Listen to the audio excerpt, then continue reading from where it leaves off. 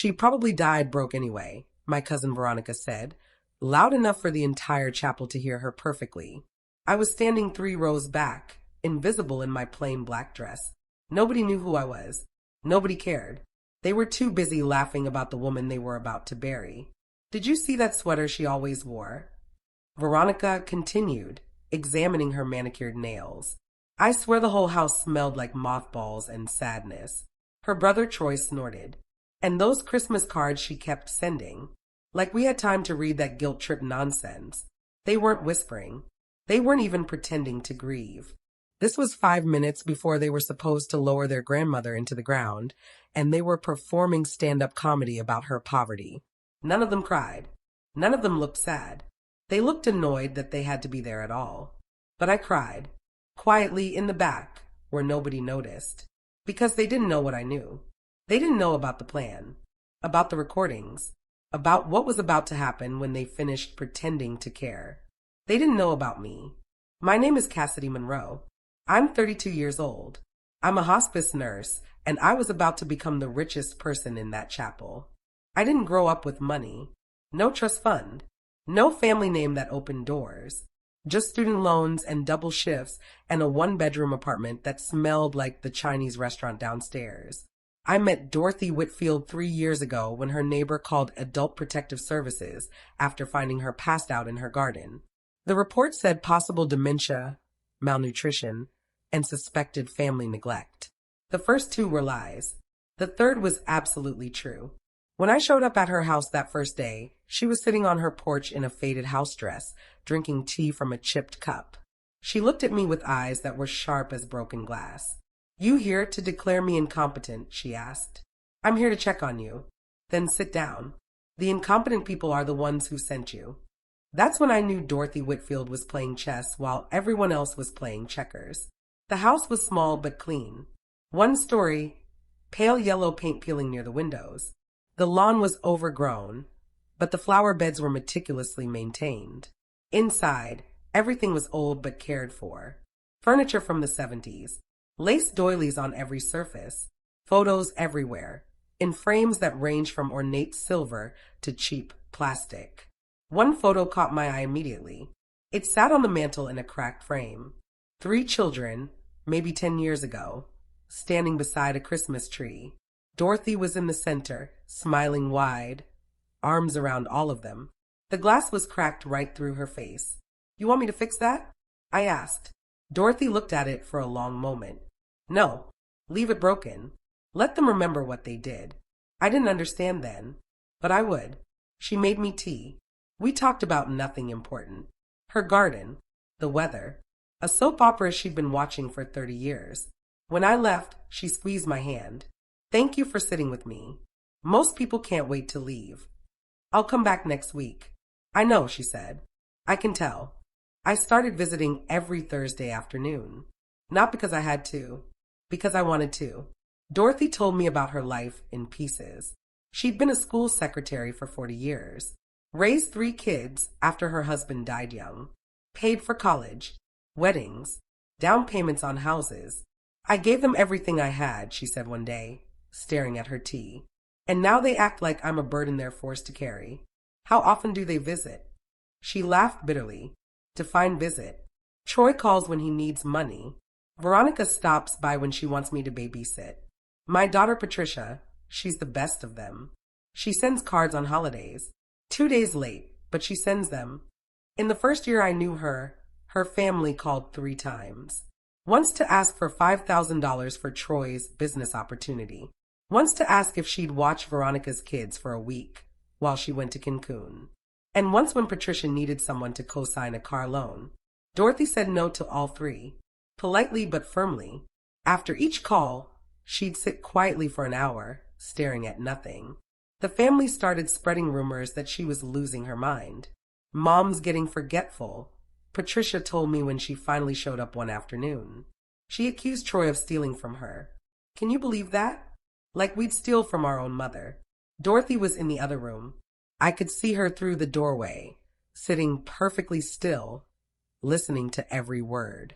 After Patricia left, Dorothy walked to the kitchen and pulled open a drawer I'd never seen her open before. It was locked with a small padlock. Inside were bank statements, canceled checks, and printed emails, all organized by date. Troy wrote a check to himself from my account, she said, pointing to one. Forge my signature. $5,000. Right here, see the handwriting? I looked. It was obvious. Did you report it? No. I'm documenting it. There's a difference between reacting and preparing. She pulled out another folder. Inside were screenshots of text messages. Veronica and Troy, laughing about how much money they'd get when the old lady finally dies. My stomach turned. Dorothy, this is awful. This is evidence, she corrected. I'm not confused. I'm patient. 6 months later, Troy showed up with a real estate agent. I was there when it happened. Dorothy had asked me to stay that afternoon. Said she had a feeling something was coming. Troy walked in without knocking, all fake smiles and expensive cologne.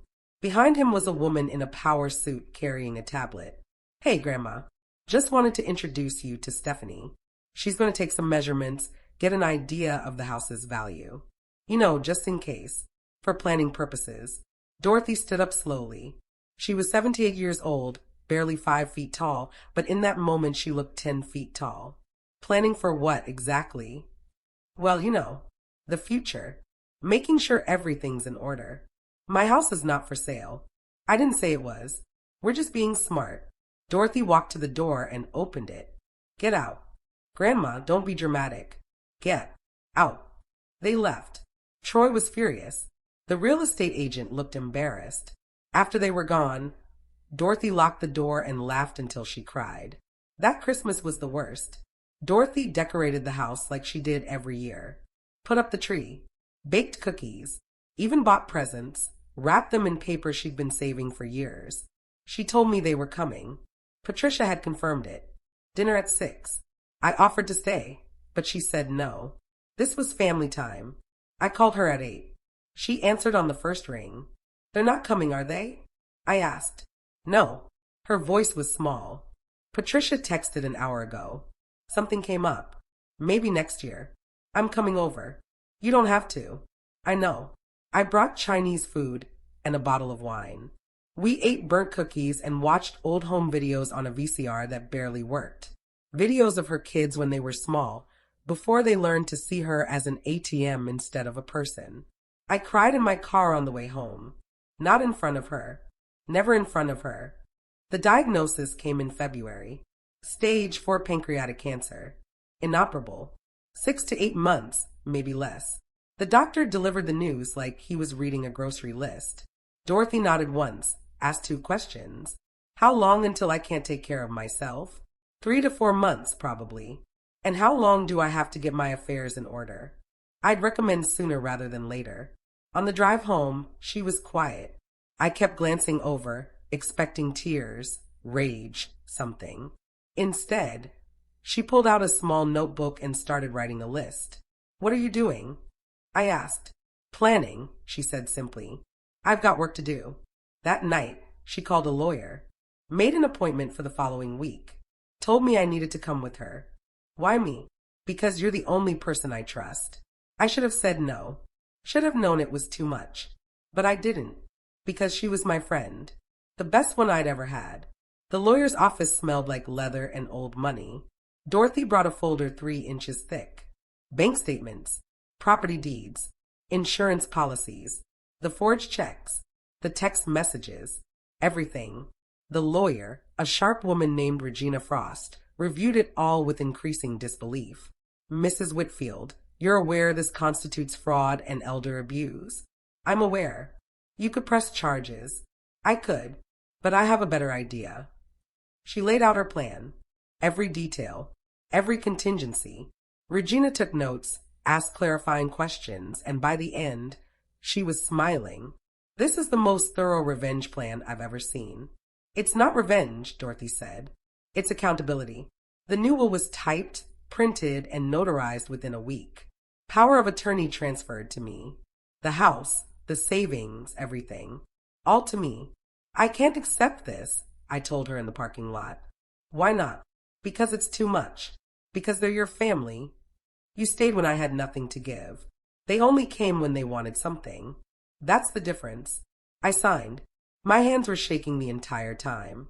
2 weeks later, Patricia sent a group email with the subject line, "Logistical planning for mom." Dorothy showed it to me, printed out with notes in the margins.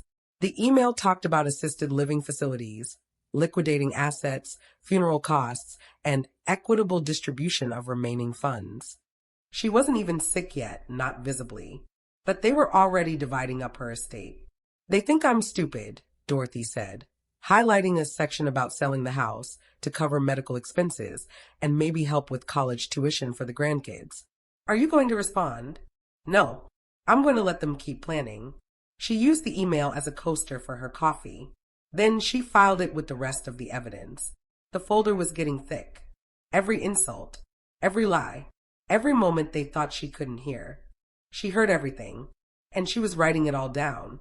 In April, Dorothy called Troy crying. I was there, watching from the kitchen as she performed. "I fell again," she sobbed into the phone. "I'm so scared. I think something's really wrong." Troy sighed. I could hear it through the phone. "Did you call 911? I didn't want to bother anyone. I just thought maybe you could come check on me. Grandma, I'm at work. Can this wait until the weekend?" "I suppose so." "Great. Feel better." He hung up. Dorothy set the phone down and looked at me. "He's not coming, is he?" "No." "Good.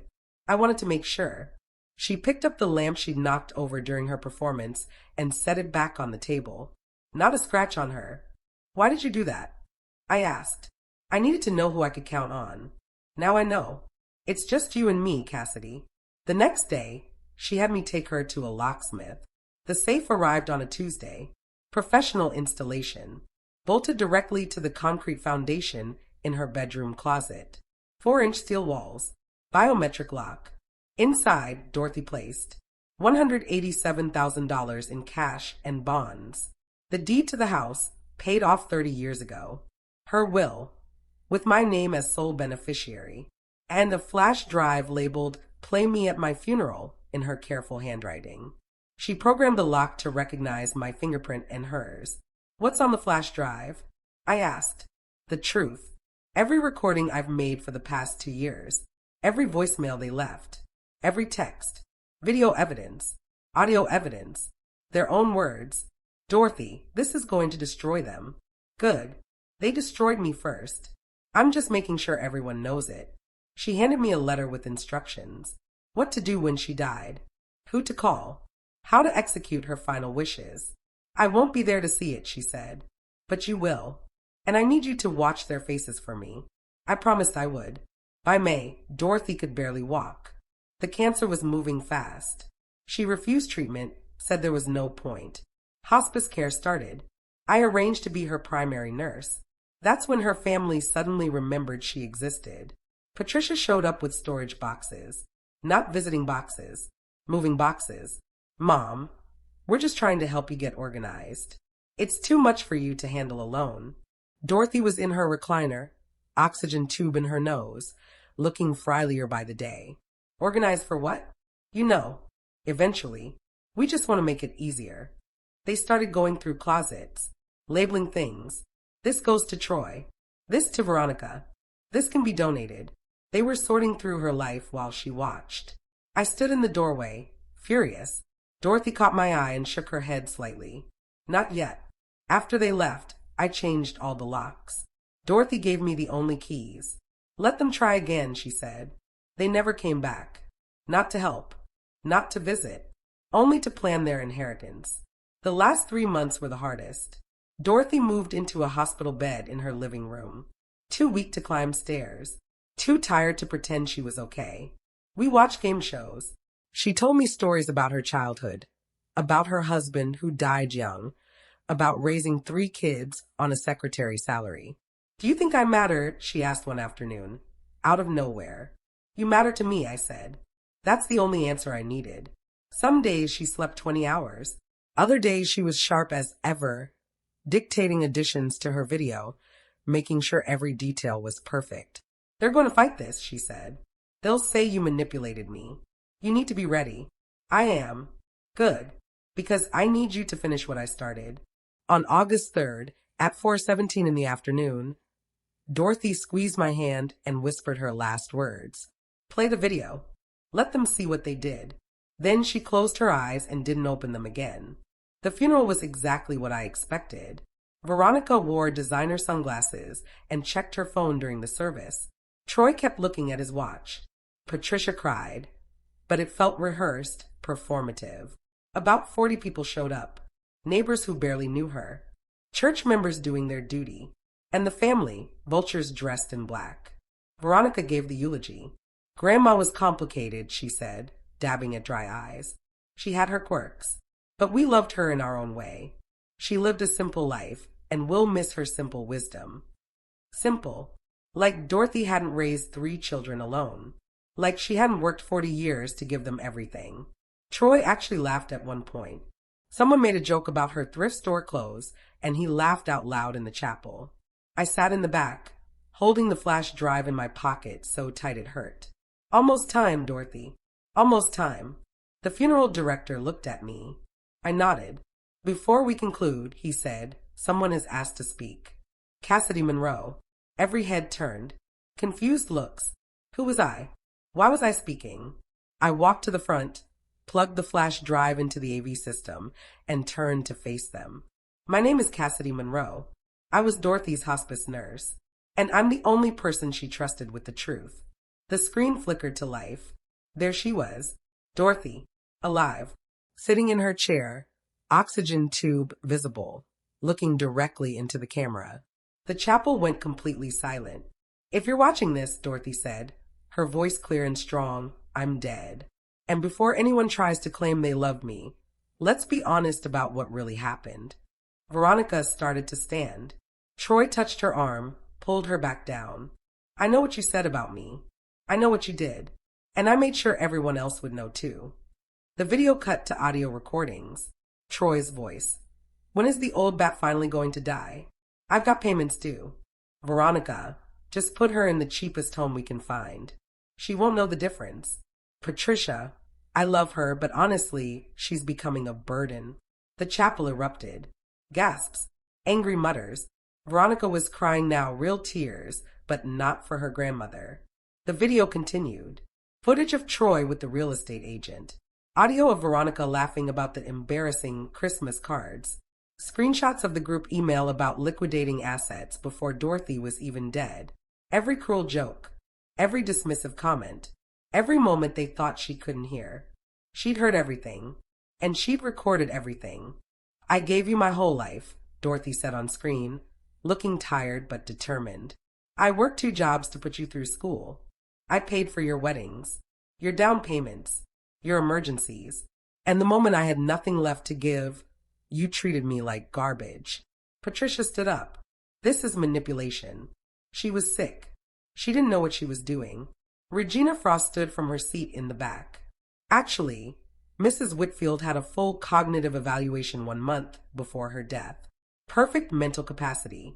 I have the medical records right here. Patricia sat down. The video played on.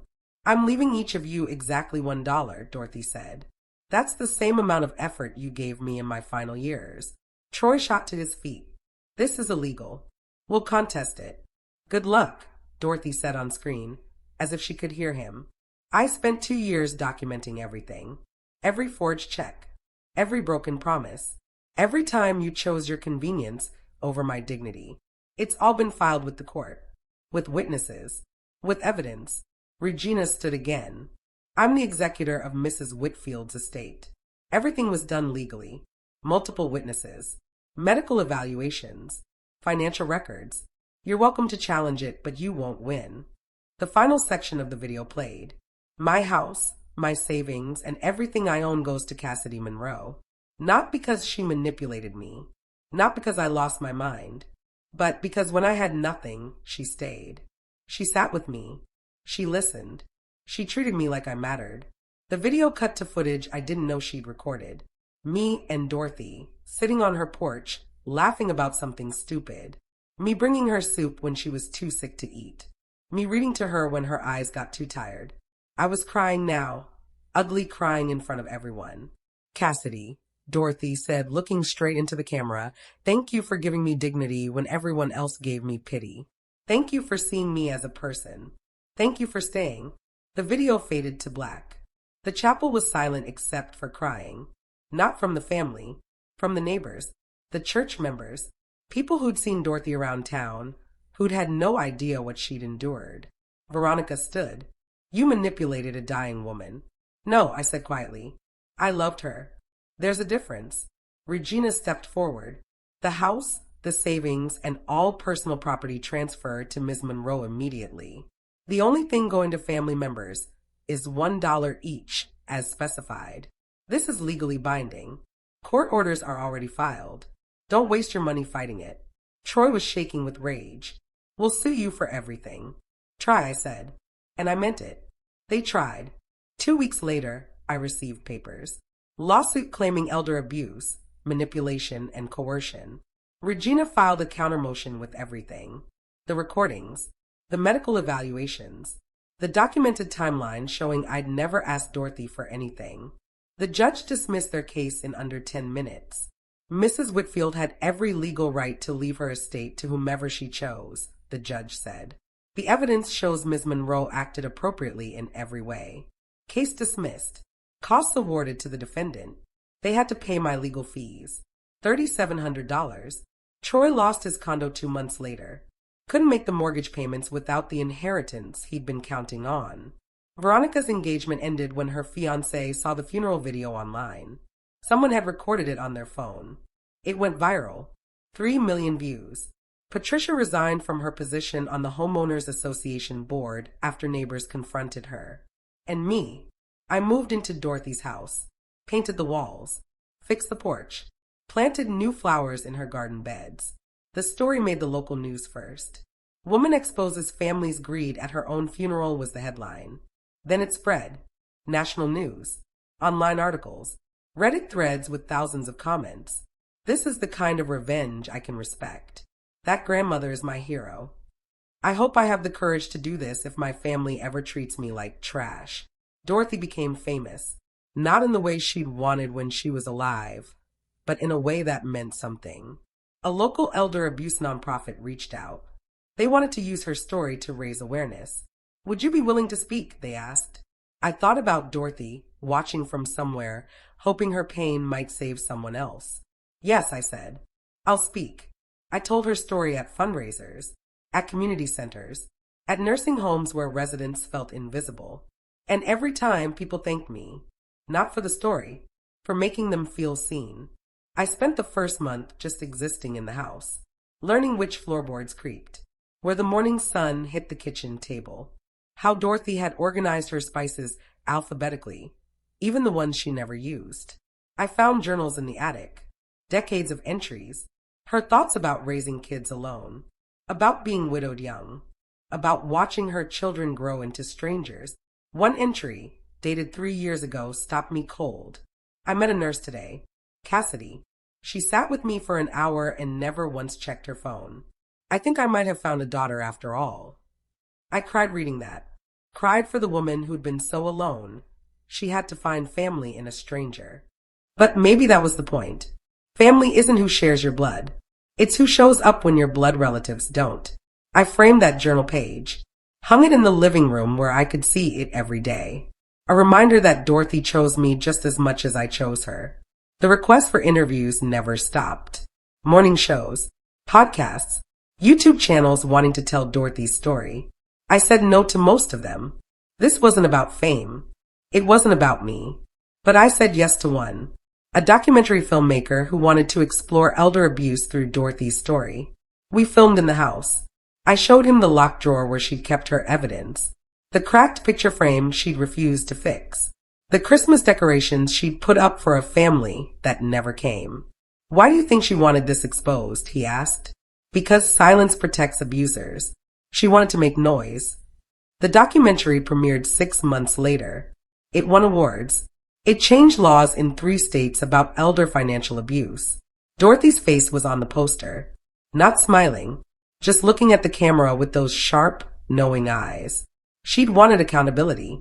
She got it. And then some. I started hosting dinners on Thursday nights. Not big parties, just quiet gatherings for people who had nowhere else to be. Widows from Dorothy's church, other hospice nurses who understood the weight of the work, neighbors who'd been kind to her when her family wasn't. We'd eat together, tell stories, light a candle for Dorothy at the start of every meal. One night, a woman asked, "Did you ever regret it? Taking everything from her family?" I thought about it. Really thought. "No," I said finally. "I regret that they made it necessary. I regret that she had to die before anyone listened. But I don't regret honoring her wishes." Someone else asked, "What would you say to her now if you could?" "Thank you for trusting me, for teaching me what dignity looks like, for showing me that sometimes the family we choose is stronger than the family we're born into." Everyone raised their glasses. To Dorothy, to chosen family, to making sure people know they matter before it's too late. A year after Dorothy died, I got a letter from Patricia, handwritten, 6 pages. It started with "I'm sorry." She wrote about growing up, about taking her mother for granted, about assuming there would always be more time. "I thought she'd always be there," Patricia wrote. "I thought I could make it up to her later." And then later became never. She didn't ask for forgiveness, didn't ask for money, just wanted me to know she understood what she'd lost. "My mother deserved better, and you gave her what we should have. Thank you for that." I wrote back, not forgiving, not condemning, just acknowledging. She loved you, all of you, even at the end. She just needed you to show up. And you didn't. I never heard from her again, but I kept the letter, because even selfish people can learn. Sometimes, Troy sent a lawyer's letter demanding I return family heirlooms. I sent back photos of everything Dorothy had labeled sell or donate. Every item he wanted, she'd marked for disposal. Veronica blocked me on social media, which was fine. We had nothing to say to each other. Dorothy's revenge wasn't about destroying them. It was about showing them what they destroyed. I still live in Dorothy's house. It's mine now, legally and emotionally. I painted the yellow siding white, added a ramp to the front door, turned her bedroom into a library, but I kept her garden exactly as she left it. The roses she planted 30 years ago, the bird feeder she filled every Sunday, the bench where we sat and talked about nothing and everything. Sometimes, when I'm sitting there in the evening, I swear I can hear her voice. "Thank you for staying." People ask me sometimes if I feel guilty, taking everything from her family. I don't, because I didn't take anything. Dorothy gave it to me, with full knowledge, with legal documentation, with the fierce determination of a woman who'd spent her whole life being taken from. She gave me a house, savings, security I'd never had. But more than that, she gave me proof that I mattered to someone. That's showing up, even when it's inconvenient, even when there's nothing to gain, means something. Her family learned too late that you can't inherit love. You have to earn it. And when you don't, you lose everything, including the right to pretend you cared when someone finally exposes the truth. Dorothy Whitfield died alone in terms of blood family, but she died surrounded by love. Mine. And in the end, that's the only inheritance that really matters.